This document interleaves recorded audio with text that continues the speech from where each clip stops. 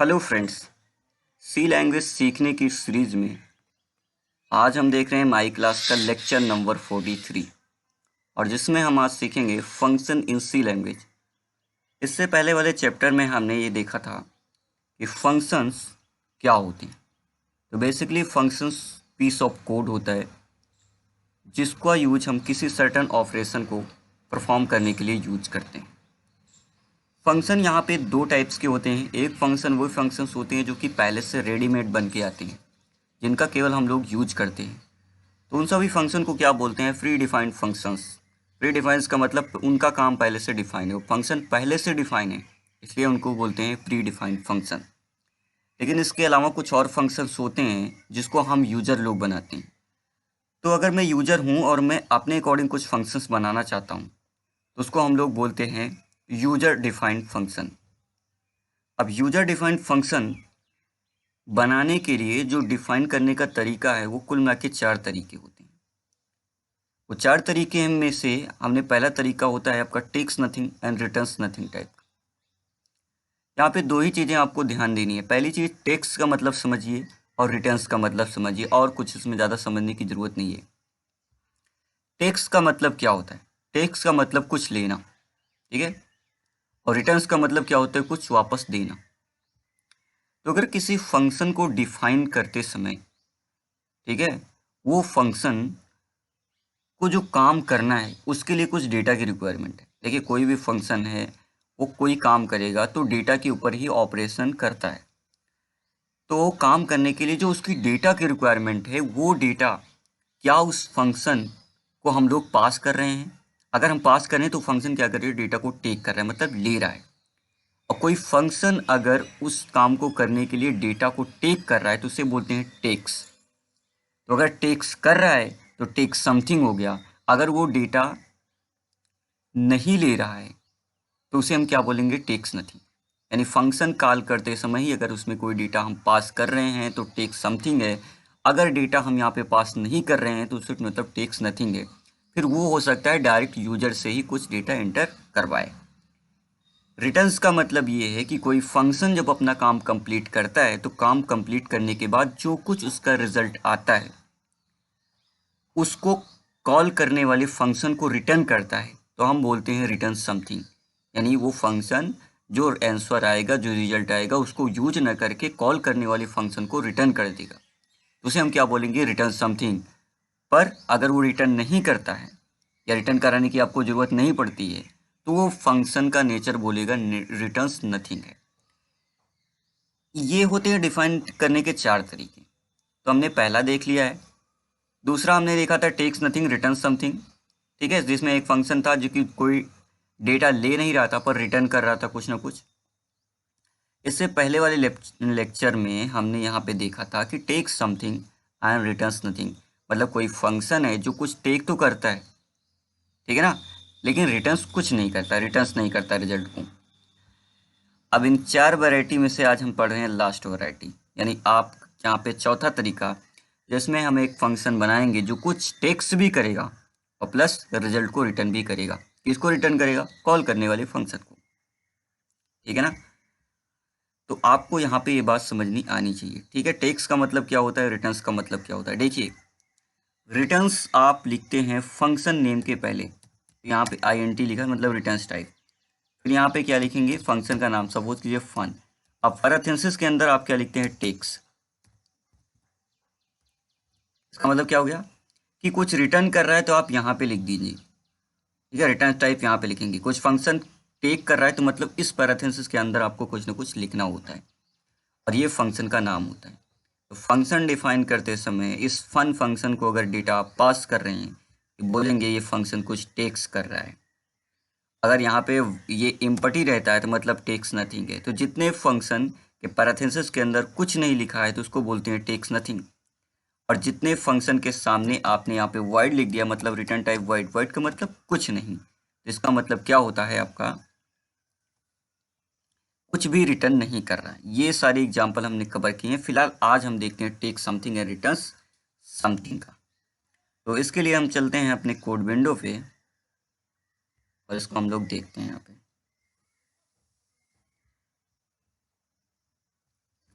इससे पहले वाले एग्जाम्पल में आप लोग देखेंगे यहाँ पे,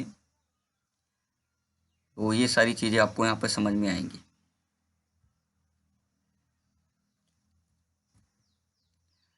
तो चलिए देखते हैं यहाँ पे। तो हमने यहाँ पे पिछला एग्जाम्पल बनाया था टेक्स नथिंग रिटर्न्स नथिंग का, ठीक है, ये इसको मैं हटा देता हूँ। तो आज हम बना रहे हैं टेक समथिंग। तो क्या करेगा, फंक्शन कुछ टेक करेगा, तो बने बोला टेक समथिंग। रिटर्न्स भी क्या होना चाहिए, रिटर्न समथिंग, ठीक है। यानी एक फंक्शन हम लोग बनाने चल रहे हैं जो टेक्स समथिंग और रिटर्न समथिंग नेचर का होगा, ठीक है ना। चलिए अब आगे देखते हैं।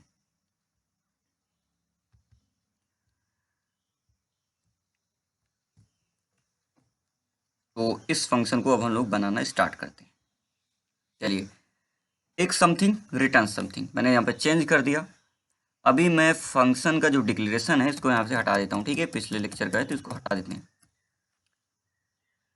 तो देखिए, ये वर्ड मेन एक अलग फंक्शन है, ऐड फंक्शन हमने बनाया है तो ये अलग फंक्शन है।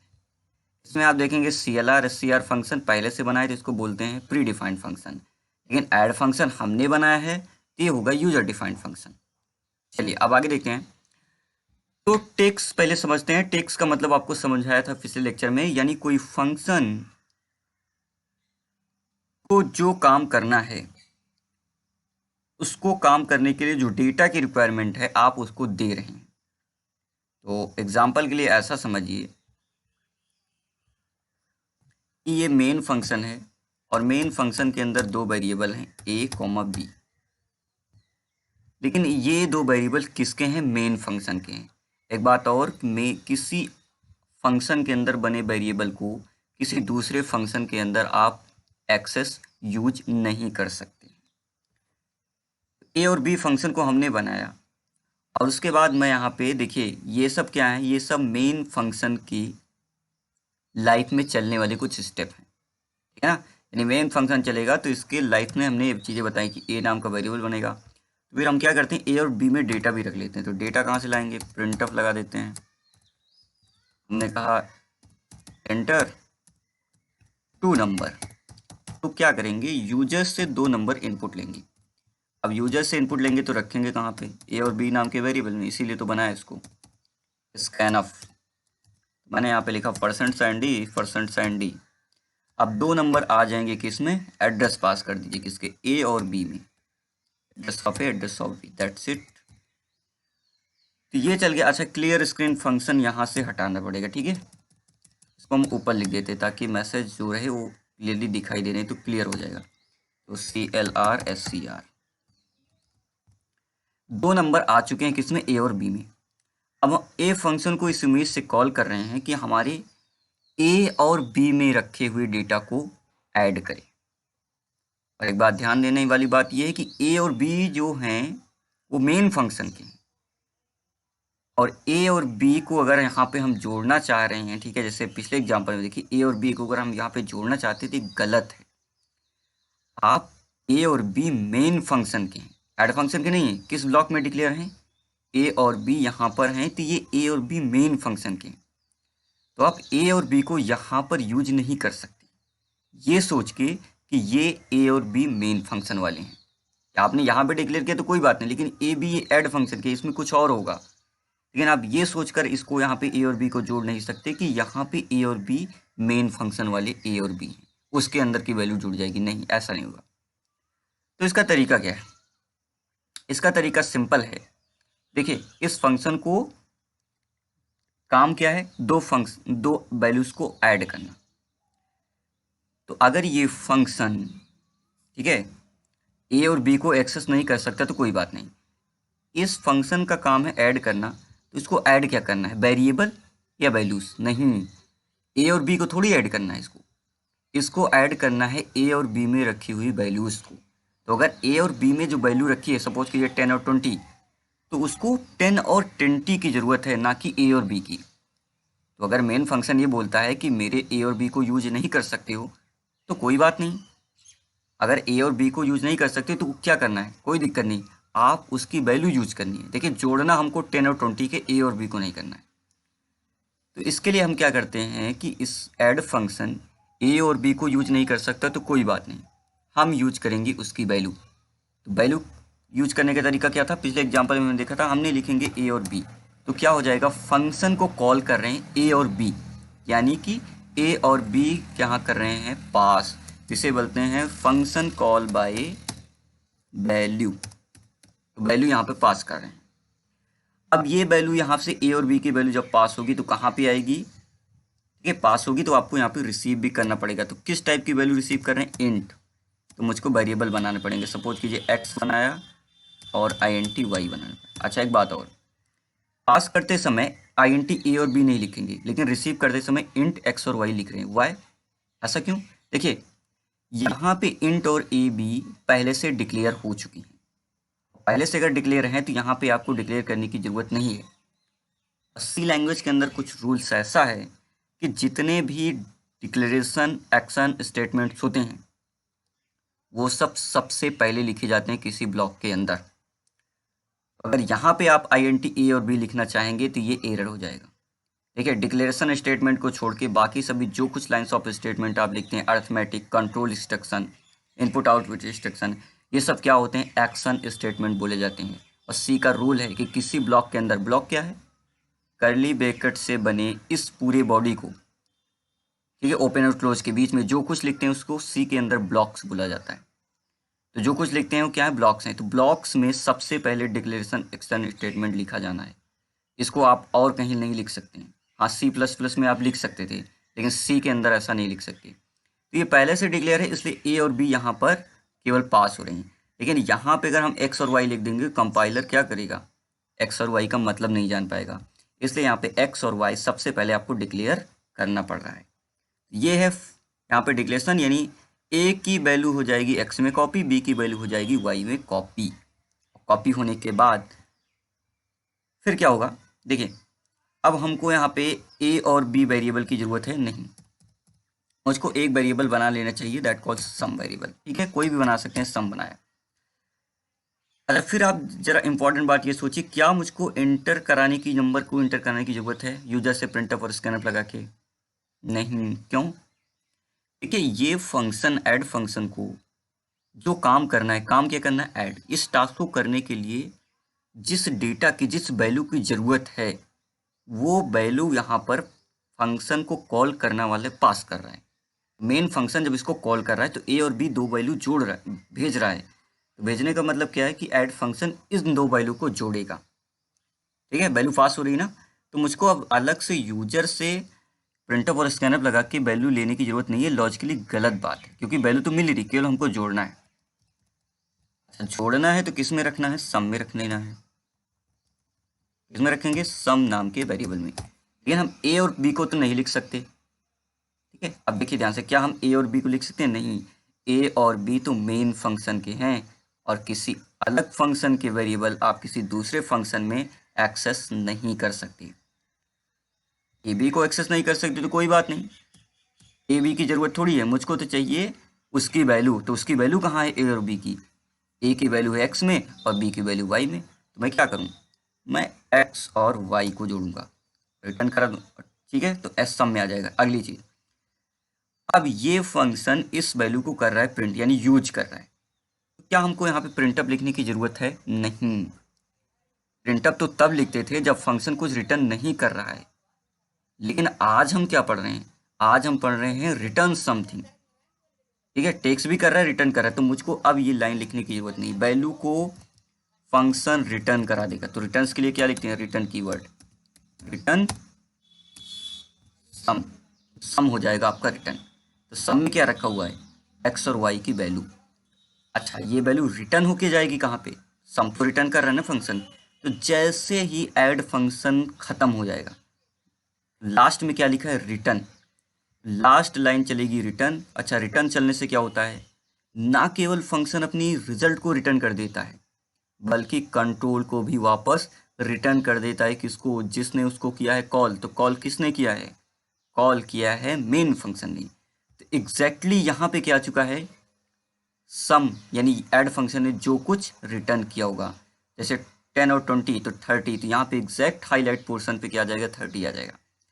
तो आप चाहें तो इसको अलग वेरिएबल बना के उसमें असाइन भी करा सकते हैं। मैं डायरेक्ट यहाँ पे केवल प्रिंट कराऊंगा, ठीक है। मैं लिख रहा हूँ प्रिंट ऑफ, मैं यहाँ पे लिख दूंगा सम इज %d और ऐड फंक्शन हो रहा है कॉल, ठीक है। ऐड फंक्शन को यहाँ से कर रहे हैं call, function call by value, ये हो गई फंक्शन डिफिनेशन। तो इसका डिक्लेरेशन कैसे करेंगे, फंक्शन तो बन चुका है। डिक्लेरेशन के लिए हमने बताया था कि डिक्लेयर आप दो जगह पे कर सकते हो। पहला, जिस ब्लॉक के अंदर आप करना चाहते हो, ठीक है, डिक्लेरेशन वहां पे करते हैं जिसमें इसको यूज करना चाहते हैं। जैसे जिस नए शब्द का मतलब, जैसे ऐड शब्द का मतलब, ऐड एक फंक्शन है, इसको डिक्लेयर करने के लिए अगर मैं मेन ब्लॉक के अंदर करता हूँ, मेन की बॉडी के अंदर, तो इसको यूज भी हम कहाँ पे करेंगे, मेन के अंदर। और दूसरा तरीका है मेन के बाहर अगर यहाँ पे कर देते हैं तो एक ग्लोबल डिक्लेरेशन हो जाता है, जो कि हमने पिछले लेक्चर में आपको समझाया था। तो अभी हम केवल यहीं पे डिक्लेयर करते हैं क्योंकि इसका यूज हम मेन के अंदर ही कर रहे हैं। तो हम यहाँ पर लिखेंगे, अच्छा, फंक्शन को डिक्लेयर करते समय क्या क्या चीज़ें लिखी जाती हैं, ठीक है। बहुत बार बता चुका हूँ, एक बार और बताता हूँ। सबसे पहले आपको बताना है रिटर्न टाइप्स, फंक्शन का रिटर्न टाइप क्या है। यानी फंक्शन कॉल होगा तो रिटर्न क्या करेगा, रिटर्न करेगा, तो देखिए रिटर्न टाइप क्या है। अभी ये वॉइड था, तो वॉइड का मतलब इम्पटी था, लेकिन अब क्या कर रहा है, रिटर्न कर रहा है सम। तो एक बात यहाँ पे लिखनी होगी, सम इंटीजर, मतलब इंट की वैल्यू रिटर्न करेगा, इंटीजर टाइप की। तो यहाँ पे आप बता दीजिए कि ये फंक्शन जब कॉल होगा तो जिस टाइप की वैल्यू रिटर्न करेगा उसकी टाइप है इंट। फिर फंक्शन का लिखना होता है नाम। और पैरेंथेसिस के अंदर आप ये बताइए क्या कोई आर्गुमेंट पास हो रहा है इसमें कॉल करते समय। आपने कहा कि जो ऐड फंक्शन को कॉल करेगा उसकी जिम्मेदारी है कि उसकी दो इंट टाइप की वैल्यू करेगा उसके अंदर पास, ठीक है ना। अब पास करेगा, ये इसकी मजबूरी है। अब यहाँ पे ये फंक्शन हो गया है फंक्शन डिक्लेरेशन। अब एक बार इसको कंपाइल करके देखते हैं, देखिए कोई एरर नहीं है, कोई वो नहीं है। तो अब यहाँ पे इसको हम रन करते हैं। चलिए एंटर कर देते हैं 2365, दोबारा कंपाइल करते हैं। देखते हैं जब नम लॉक ऑफ रहता है कभी कभी उस गार्बेज वैल्यू चली जाती है, ठीक है। 5533, तो सम इज 88, ये बात आपको समझ में आई होगी। तो जिस पैराथेसिस के अंदर कुछ नहीं लिखा होता है दैट मीन्स एक्स नथिंग। जैसे CLR फंक्शन जिसने डिफाइन किया होगा उसने भी पैराथेसिस डिक्लेयर करते समय प्लस डिफाइन करते समय इम्पटी रखे होंगे, इसलिए हम इसको कॉल करते समय भी इसको इम्पटी रखते हैं। लेकिन जिसने प्रिंटअप बनाया होगा उसने डिक्लेयर करते समय फंक्शन प्रिंटअप फंक्शन को प्लस डिफाइन करते समय दोनों जगह पैराथेसिस के अंदर कुछ लिखा है, इसलिए हम इसको कॉल करते समय भी प्रिंटअप के अंदर कुछ लिखकर ही कॉल करते हैं। इसी तरह से स्कैनअप फंक्शन को भी बनाने वाले ने जब इसको डिफाइन किया होगा और डिक्लेयर किया होगा स्कैनअप को, उस समय पैराथेसिस के अंदर कुछ लिखा होगा, तभी तो हम इसको कॉल करते समय इसके अंदर कुछ लिखकर ही कॉल करते हैं। उसी तरह से हमने यहाँ पे गेट सी एस देखा है, तो गेट सी एस के अंदर भी कॉल करने वाले ने कुछ नहीं लिखा है पैराथेसिस के अंदर, डिफाइन करते समय और डिक्लेयर करते समय, यानी ये फंक्शन कोई आर्गुमेंट नहीं लेता है। लेकिन ऐड फंक्शन हमने बनाना कि देखे, हमने इससे पहले बनाया था तो कुछ नहीं पास कर रहे थे, लेकिन ये ऐसा टाइप का बना दिया कि अब इसको कोई कॉल करेगा तो उसमें दो इंट टाइप की वैल्यू पास करेगा। अगर वो ऐसा नहीं करता है, ऐसा अगर नहीं करता है तो क्या होगा, एरर आ जाएगी। तो जैसा वादा मैंने यहाँ पे किया है कि रिटर्न टाइप होगा इंट, यानी कुछ रिटर्न करेगा वो इंटीजर टाइप का, और कॉल करने वाले की ये मजबूरी है कि उसमें दो इंट टाइप की वैल्यू पास करे, ना तो एक कम ना तो एक ज़्यादा। डिक्लेरेशन करते समय आप जैसी मेंशन करते हैं वैसे ही कॉल करते समय प्लस डिफाइन करते समय आपको वो चीज़ें फॉलो करनी पड़ती हैं। जैसे मैं यहाँ पे एक वैल्यू कम या ज़्यादा पास करूँगा तो एरर आ जाएगी, ठीक है ना। तो आप जैसा डिक्लेयर करते हैं फंक्शन को कॉल करते समय और फंक्शन को डिफाइन करते समय, वो सारी शर्तें आपको मंजूर करनी पड़ती हैं। तो अब यहाँ पे इसको वैल्यू मिल जाएगी, ठीक है, इस तरह से मैंने बना दिया कि दो यहाँ पे पैरामीटर्स को पास करने ही करने हैं। अगर वो कम करेगा या ज़्यादा करेगा तो फंक्शन एरर आ जाएगी। ठीक है ना, कम करेंगे तो फ्यू पैरामीटर्स की एरर आएगी, अगर ज़्यादा करेंगे तो एक्स्ट्रा पैरामीटर की एरर आ जाएगी। ठीक है, जैसे एक बार दिखाएं आपको, जैसे मैंने एक ही वैल्यू पास की, अब कंपाइल करो तो क्या बता रहा है, parameter in call to add few to few में। ठीक है, अच्छा इसके बाद यहाँ पे पास कर देते हैं, उसके बाद यहाँ पे पास कर देते हैं। ठीक है, 3 पैरामीटर पास कर देते हैं। एरर अब इस किस बात की है, एक्स्ट्रा पैरामीटर निकाल, तो ना तो आप कम कर सकते हो, ना ही आप जाता है, जितना आपने वादा किया है उतना पास करो। अच्छा एक बात और, ये कोई ज़रूरी नहीं है कि ए पहले लिखा जाए और बी बाद में लिखा जाए। ए बी केवल क्या कर रहे हैं, वैल्यू पास हो रही हैं, तो जिस सीक्वेंस में आप लिखेंगे उस सीक्वेंस में यहाँ पे एक्सेस हो जाएगा। यानी अब क्या होगा, अगर बी पहले लिखा है तो बी की वैल्यू ए में आ जाएगी और ए वाली वैल्यू वाई में आ जाएगी। ठीक है, तो इस तरह से तो इस फंक्शन को अपना काम करने के लिए जो वैल्यू की, जो डेटा की ज़रूरत है वो यहाँ पे हो रहा है पास। तो ये है आपका टेक समथिंग, और ये फंक्शन अपना काम करने के बाद जो रिजल्ट है उसको रिटर्न कर रहा है, इसलिए ये क्या है, रिटर्न समथिंग। ठीक है, आपको ये बात समझ में आ गई। तो यहाँ पे ये टेक समथिंग हो गया और कुछ रिटर्न भी कर रहा है, तो रिटर्न समथिंग हो गया। ठीक है ना, एक बात और, जब किसी फंक्शन को कॉल करते समय उसके अंदर हम वैल्यू पास करते हैं तो उसको बोलते हैं फंक्शन कॉल बाय वैल्यू। ठीक है, फंक्शन कॉल बाय वैल्यू। और फंक्शन यहाँ पे रिसीव, यहाँ पे अच्छा जो ए और बी और ए लिखे हैं ना, ये सब क्या है, ये सब एक्चुअल वैल्यू है, तो इसको ये भी बोला जाता है, इसको क्या बोलते हैं, एक्चुअल आर्ग्यूमेंट। एक्चुअल आर्ग्यूमेंट का मतलब क्या होता है, देखिए एक्चुअल वैल्यू आप मुझको बताइए ए और बी में है कि एक्स और वाई में है, जिसका आप यूज करना चाहते हैं। देखिए जो एक्चुअल वैल्यू है वो तो ए और बी में आ चुकी है ना, देखिए इंटर कहाँ पे करा रहे हैं, ए और बी में, इसलिए इसको क्या बोलते हैं, एक्चुअल आर्ग्यूमेंट, जो आप पास कर रहे हैं। एक्चुअली में तो यही पास हो रहा है, रियलिटी तो ये है कि बी और ए, यानी ए और बी ही पास हो रहे हैं, वैल्यू बी और ए की ही यूज होने वाली है, तो ये एक्चुअल आर्ग्यूमेंट है। अच्छा इसको पैराथेसिस के अंदर जो कुछ लिखते हैं एक्चुअल आर्ग्यूमेंट, या फिर इसको पैरामीटर भी बोलते हैं। तो ये एक्स और वाई किस टाइप के हैं, ये किस काम के आ रहे हैं, तो ये मुझको बताइए किस काम के हैं। ये क्या करते हैं, फॉर्मेलिटी अदा कर रहे हैं। फॉर्मेलिटी का मतलब देखिए एक्चुअली कोई काम वाम इनका थोड़ी है, इनका इतना काम है कि भैया एक्स और वाई में जो कुछ आए ना उसको जोड़ के रिटर्न करा दो। क्या कर रहे हैं, थोड़ी देर के लिए अपनी फॉर्मेलिटी अदा कर रहे हैं। तो होता है ना किसी फंक्शन में जाना तो कोई काम ना करना, ठीक है, बस वैसे ही चले जाना। ठीक है, तो क्या करते हैं, फॉर्मेलिटी अदा करके आ जाते हैं। तो एक्स और वाई क्या है, फॉर्मेलिटी अदा करने के लिए वेरिएबल हैं, थोड़ी देर के लिए अपना काम करेंगे, फॉर्मेलिटी अदा हुई, काम खत्म। तो इसको बोलते हैं फॉर्मल का मतलब फॉर्मेलिटी हो जाएगा। ठीक है, फॉर्मल आर्ग्यूमेंट, ठीक है, या फॉर्मल पैरामीटर भी बोल सकते हैं। एक्चुअल में वैल्यू बी और ए के अंदर है, फॉर्मेलिटी यहाँ पे एक्स और वाई है। ठीक है, फॉर्मल आर्ग्यूमेंट बोलते हैं, और इसी को फंक्शन डिफिनेशन भी बोलते हैं। ये पूरा क्या, ऐड फंक्शन की डिफिनेशन है। ये क्या है, ऐड फंक्शन को किया जा रहा है कॉल। देखिए कोई फंक्शन को डिफाइन करने से फंक्शन नहीं चलता है, फंक्शन तो तब चलता है, देखिए यहाँ पे कोड लिख देने से नहीं चलता है, कोड को यहाँ पे ऐड फंक्शन को कॉल करने से चलता है।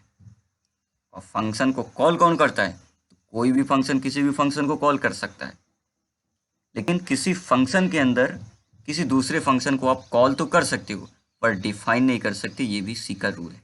जैसे मैं इस फंक्शन को मेन फंक्शन के अंदर डिफाइन नहीं कर सकता पर कॉल करने को कर सकता हूँ, ऐड फंक्शन भी मेन फंक्शन को कॉल कर सकता है। ठीक है ना, और ये हो गई फंक्शन की डिक्लेरेशन।